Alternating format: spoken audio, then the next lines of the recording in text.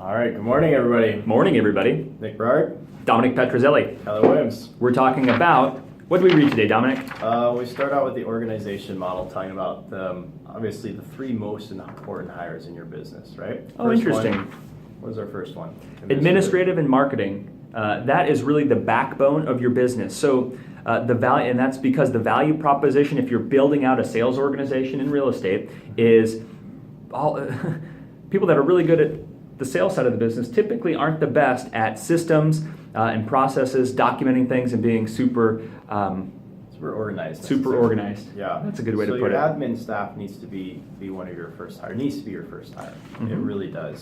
And then once you've grown to the point where you can no longer keep up with all the sales side of the business, then you need to have a buyer specialist, right? And it's in that order. Admin first, making sure that you're handling as much business as you can, and then farming out and having your admin do all the back office stuff. Mm-hmm. And then once that's going, then your second hire is going to be on the buyer side. So it's going to be something like a buyer specialist. Maybe it's a showing assistant that can move into a buyer specialist role. And then it's a lead buyer specialist that's managing your team of other buyers. And so what Nick's saying is that these hires, especially your first few hires, need to be people who have the ability to grow into a leadership position, because eventually they're going to be the ones you're going to use to put somebody in that leadership position of running your admin and marketing side, of running the buyer specialist side, or running the listing specialist side. So they need to be leaders. So then after we have the buyer side taken care of, then the last hire is on the listing side. So you're hiring somebody that will ultimately replace you as the listing specialist on your team, or perhaps it's yourself, you're still focused on listings and you bring someone on because the listing business starts to become so large enough. Yeah. So large. Yeah.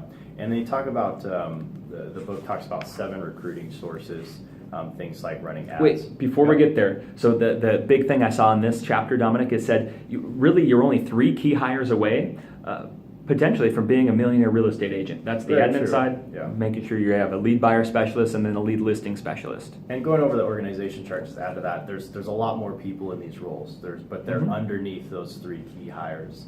So those need to be important. They need to be leaders.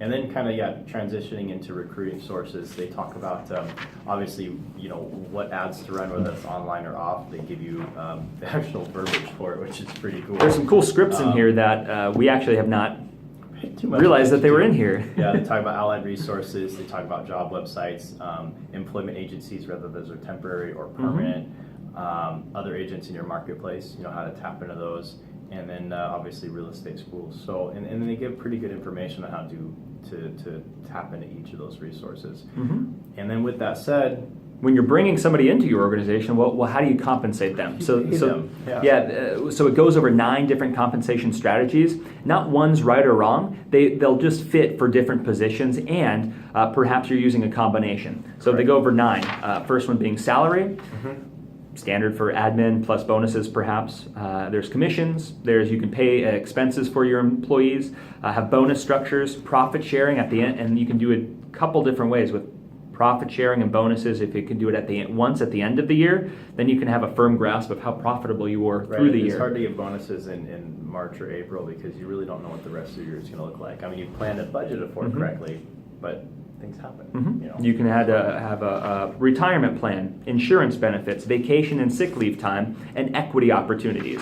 So again, not one's right or wrong, and not going into specific details on each one of them. There's a number of different ways you can compensate members of your team. Yeah, and again, like Nick was saying, a lot of times the admin and management side of things is going to be having salary with some sort of bonus or other opportunities. Sales and marketing sides typically are, if it is a salary, it's an extremely low salary with huge opportunities and bonuses, or it's going to be some sort of commission splits. And that's typically what you see, but there's no right or wrong way to do it. There are decent models they have in here on things that are proven and work, but and everything's market specific. What we're doing up here in the Northwest in Washington might be different than what somebody's doing in California or Florida or Texas, for that matter.